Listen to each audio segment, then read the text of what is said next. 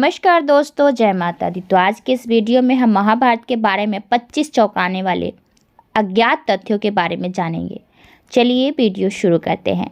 महाभारत की रचना महर्षि वेद व्यास ने की थी। यह पांचवें वेद शास्त्र के तौर पर जाना जाता है और हिंदू संस्कृति की बहुमूल्य संपत्ति है। इसके महाकाव्य से भगवत गीता का उद्गम हुआ है। भगवत गीता में कुल 1,00,000 श्लोक हैं और इसलिए इसे सतसहस्त्री संहिता भी कहा जाता है। हम सभी महाभारत में पांडु के 5 पुत्रों और धृतराष्ट्र के 100 पुत्रों के बीच की शत्रुता के बारे में जानते हैं। उनके बीच की इस शत्रुता ने चौसर के खेल में महत्वपूर्ण भूमिका निभाई थी और इसके परिणाम स्वरूप ही पांडव कौरवों से अपना राज्य एवं पत्नी द्रौपदी दोनों को हार गए थे। 13 वर्षों के वनवास के बाद जब पांडव वापस आए तो दुर्योधन ने उन्हें उनकी आधी जमीन वापस करने से इनकार कर दिया, जिसकी वजह से उनके बीच में कुरुक्षेत्र का युद्ध हुआ। इस युद्ध में भगवान कृष्ण ने अर्जुन को नैतिकता का पाठ पढ़ाया, जिसे भगवत गीता भी कहते हैं। इस युद्ध को जीतने के बाद पांडव अपने परिवारजनों की हत्या के अपराध बोध से ग्रस्त हो गए और ध्रुवीय पहाड़ों की महान यात्रा पर निकल पड़े थे। इस यात्रा के दौरान स्वर्ग का द्वार बनाने वाले युधिष्ठिर का देहांत हो गया था। सबसे पहला जो रोचक तथ्य है, महाभारत का संयोजन महर्षि वेद व्यास ने किया था और इसकी रचना भगवान गणेश जी ने इस शर्त पर की थी कि महर्षि वेद व्यास बिना एक भी बार रुके लिखे जाने वाले श्लोकों का लगातार उच्चारण करते रहेंगे। फिर वेद व्यास ने भी एक शर्त रखी कि वे श्लोकों का अर्थ समझने के साथ ही उसका उच्चारण करेंगे, लेकिन गणेश उन्हें अपने दिमाग में व्याख्या किए बिना नहीं लिखेंगे। इसलिए इस तरीके से पूरे महाकाव्य में कभी कभी वेद व्यास कठिन श्लोकों का उच्चारण करते, जिससे समझने में गणेश जी को वक्त लग जाता है और उसी समय वेद व्यास थोड़ा विश्राम कर लेते थे। दूसरा है, वेद व्यास नाम नहीं है बल्कि एक पद है जिसे वेदों की जानकारी रखने वाले व्यक्तियों को दिया जाता है। कृष्ण द्वैपायन से पहले 27 वेद व्यास थे और कृष्ण द्वैपायन 28वें वेद व्यास हुए। भगवान कृष्ण के रंग जैसे श्याम वर्ण और दीप पर जन्म लेने की वजह से उन्हें यह नाम दिया गया। तीसरा है, अजीब लेकिन सच है कि भगवत गीता, अष्टावक्र गीता, पराशर गीता आदि जैसी 10 अन्य गीताएं भी हैं। हालांकि श्री भगवत गीता भगवान कृष्ण द्वारा दी गई जानकारी वाली शुद्ध और पूर्ण गीता है। चौथा है, वैशंपायन वेद व्यास के शिष्य ने राजा जन्मेजय के दरबार में पहली बार महाभारत का पाठ किया था। जन्मेजय अभिमन्यु के पौत्र और परीक्षित के पुत्र थे। अपने पिता की मृत्यु का बदला लेने के लिए उन्होंने कई सर्प यज्ञ सांपों की आहुति किए थे। पांचवा है, शांतनु भीष्म पितामह के पिता थे। इनका विवाह गंगा से हुआ था। अपने अगले जन्म में शांतनु राजा महाभीष थे। वे ब्रह्मा की सेवा करने गए, जहां उन्होंने गंगा को देखा और उनकी तरफ आकर्षित हो गए। इसी बीच ब्रह्मा ने उन्हें श्राप दे दिया और नरक में जाने को कहा, जिसकी वजह से अपने अगले जन्म में वे राजा प्रतीप के पुत्र शांतनु के रूप में पृथ्वी पर आए और गंगा से विवाह किया। लेकिन गंगा ने शांतनु से वचन लिया कि वे कभी भी उनसे कोई प्रश्न भी नहीं पूछेंगे। शांतनु इस बात पर सहमत हो गए। उन्हें 8 बच्चे हुए और पहले 7 बच्चों को गंगा ने नदी में डुबो दिया।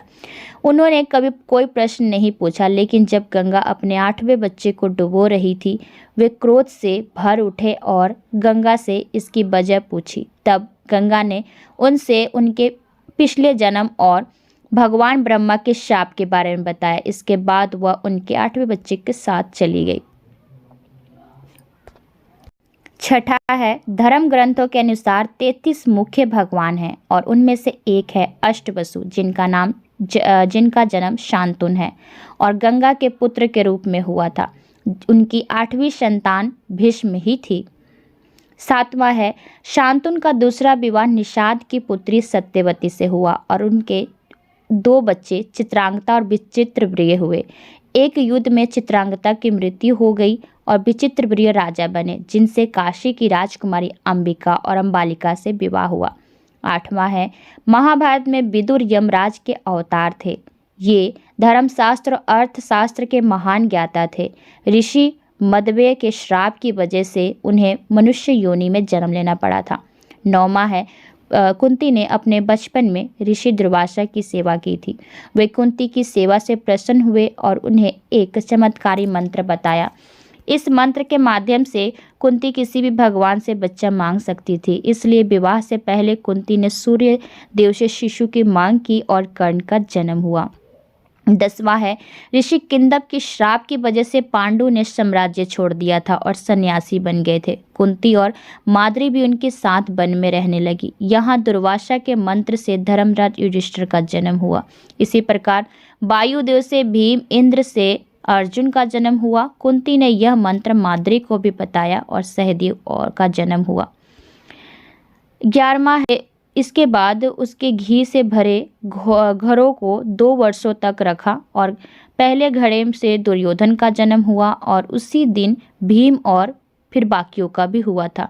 जन्म के बाद दुर्योधन गधे के जैसा रोने लगा और इसकी वजह से गिद्ध और कौवे शोर मचाने लगे। विदुर ने धृतराष्ट्र को कहा कि ये दुर्योधन को मार डाले क्योंकि ये उनके परिवार का नाश कर देगा, लेकिन अपने बच्चे से प्रेम ने उन्हें ऐसा नहीं करने दिया। दुर्योधन का वास्तविक नाम सुयोधन था। 12वां है, हम सभी जानते हैं कि महाभारत में दुर्योधन ने चौसर का खेल जीता और युधिष्ठिर से द्रौपदी को दुर्योधन की बाई जांघ पर बैठने को कहने के लिए कहा। इसी वजह से वह खलनायक के रूप में जाना गया, लेकिन उस समय पत्नी को पुरुष के बाई जंघा या बाईं तरफ और पुत्रियों को दाई जंघा या दाईं तरफ रखा जाता था। 13वां है, आमतौर पर लोग 6 पक्षीय पासे के बारे में जानते हैं। अजीब बात है कि जिस पासे से शकुनी ने पांडवों को चौसर के खेल में हराया था उसके 4 ही पक्ष थे और वे पासे किस चीज़ से बने थे इसके बारे में किसी को पता नहीं था। 14वां है, कहा जाता है कि महाभारत धर्म के बारे में शिक्षा देता है और कई लोग इसे सत्य और झूठ से जोड़कर भी देखते हैं, लेकिन महाभारत में कहीं भी किसी भी उदाहरण में सत्य या झूठ को परिभाषित नहीं किया गया। महाभारत का प्रत्येक कार्य इसके पात्रों की वर्तमान स्थिति पर निर्भर करता है। 15वां है, भविष्यवाणी करने के लिए ज्योतिष नक्षत्रों पर निर्भर करते थे क्योंकि महाभारत युग में कोई राशि चिन्ह नहीं था। नक्षत्रों में रोहिणी पहले स्थान पर था, ना कि अश्विन। 16वां है, क्या आप जानते हैं कि महाभारत के युद्ध में विदेशी भी शामिल थे। वास्तविक युद्ध सिर्फ पांडव और कौरवों के बीच नहीं था, बल्कि रोम और यमन की सेना भी इसका हिस्सा थी।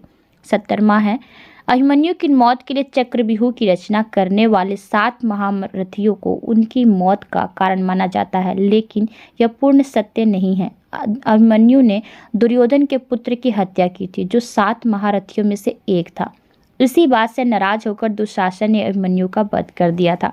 18वां है, क्या आप जानते हैं कि इंद्रलोक की अप्सरा उर्वशी ने अर्जुन को श्राप दिया था क्योंकि वह उर्वशी को माँ कहकर बुला रहा था, जिस पर उर्वशी को गुस्सा आया और उसे श्राप दिया कि वह एक हिजड़ा बन जाए।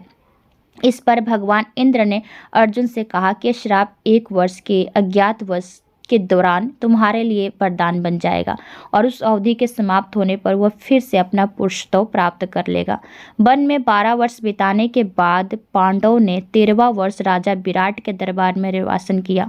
अर्जुन ने अपने श्राप का प्रयोग किया और बिहलना नाम के हिजड़े के रूप में वहां रहने लगे। 19वां है, भगवान कृष्ण ने अर्जुन को उसके अधूरे वरदान के बारे में याद दिलाया था, यानी जब अर्जुन ने वन में प्रवास के दौरान दुर्योधन की जान बचाई थी तब दुर्योधन ने उससे वरदान मांगने के लिए कहा था और अर्जुन ने उपयुक्त समय आने पर मांगने की बात कही थी। इसलिए अर्जुन दुर्योधन के पास गया और उससे भीष्म के मंत्रों से अभिमंत्रित 5 सुनहरे बाण मांग लिए। दुर्योधन ने इन बाणों को पांडवों को हत्या करने के लिए घोषित की थी। जब अर्जुन ने उन 5 सुनहरे बाणों की मांग की तब दुर्योधन भयभीत हो गया, लेकिन उसने वचन दिया था इसलिए उसे बाण देने पड़े।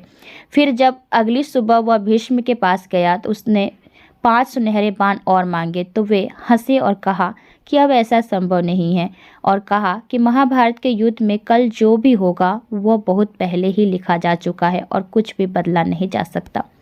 20वां है, महाभारत के युद्ध में भगवान कृष्ण ने हथियार न उठाने के अपने वचन को तोड़ा था, लेकिन जब उन्होंने देखा कि अर्जुन भीष्म की शक्तियों का सामना करने में समर्थ नहीं है, वह असहाय हो गया है, तब उन्होंने तत्काल रथ की लगाम छोड़ दी और युद्ध भूमि में कूद पड़े। उन्होंने रथ के पहियों में से एक को निकाल लिया और भीष्म की हत्या करने के लिए उनकी तरफ फेंका। अर्जुन ने कृष्ण को रोकने की कोशिश की लेकिन नाकाम रहा। 21वां है, क्या आप जानते हैं कि भगवान कृष्ण ने कौरवों की बजाय पांडवों का साथ क्यों दिया? वास्तव में अर्जुन और दुर्योधन दोनों ही कृष्ण के पास उनकी मदद मांगने के लिए गए थे।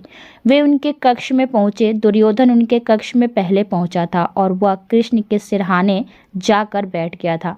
अर्जुन कृष्ण के पैरों के पास गए और हाथ जोड़कर खड़े हो गए।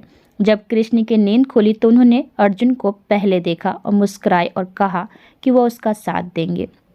22वां है, महाभारत में कौरवों की रक्षा जयद्रथ कर रहा था। पांडवों को चक्रव्यूह में प्रवेश करने से रोकने के लिए वह अपने वरदान का प्रयोग कर रहा था। जयद्रथ को भगवान शिव ने से वरदान प्राप्त था कि वह अर्जुन को छोड़कर बाकी पांडवों को युद्ध में एक दिन के लिए रोक सकता था। अर्जुन को भगवान कृष्ण का संरक्षण प्राप्त था, इसलिए वह इस वरदान से बाहर आया। लेकिन जब अर्जुन के पुत्र की चक्रव्यूह में हत्या हुई तब बाद में अर्जुन ने जयद्रथ को अपने बाण से मार डाला था। 23वां है, एकलव्य का पुनर्जन्म द्रौपदी के जुड़वा भाई दुष्टधुम्न के रूप में हुआ था। रुक्मिणी के अपहरण के दौरान कृष्ण ने उन्हें मार डाला था, इसलिए गुरु दक्षिणा के तौर पर कृष्ण ने उन्हें पुनर्जन्म लेने और द्रोणा से बदला पूरा करने का वरदान दिया था। 24वां है, दुर्योधन ने भगवत गीता सुनने से यह कहकर मना कर दिया था कि वह सही और गलत के बारे में जानता है। उसने यह भी कहा कि कुछ शक्तियां हैं जो उसे सही मार्ग चुनने नहीं दे रही हैं। अगर उसने कृष्ण की बात सुनी होती तो युद्ध टाला जा सकता था। 25वां है, आश्चर्य की बात है द्रौपदी देवी दुर्गा की अवतार थी। एक बार देर रात भीम ने द्रौपदी को माँ दुर्गा के रूप में देखा था। वह भीम से खाली कटोरे में भीम का खून मांग रही थी। मृत्यु से डरा हुआ उसने यह पूरी कहानी अपनी माँ कुंती को सुनाई। फिर उन्होंने द्रौपदी को भीम को कभी दुख न पहुंचाने के लिए कहा। नश्वर होने के नाते द्रौपदी को वचन देना पड़ा और ऐसा करते समय वह अपने होंठ काट लेती। कुंती अपने कपड़े के किनारे से उनके होठों पर लगे हुए खून को साफ करती और वचन देती कि भीम उसके लिए कटोरा भरेगा। तो उम्मीद करती हूँ कि आज की वीडियो आप सबको पसंद आई होगी। तो चलिए आपसे मिलते हैं अगली वीडियो में, तब तक के लिए आज्ञा दीजिए। धन्यवाद।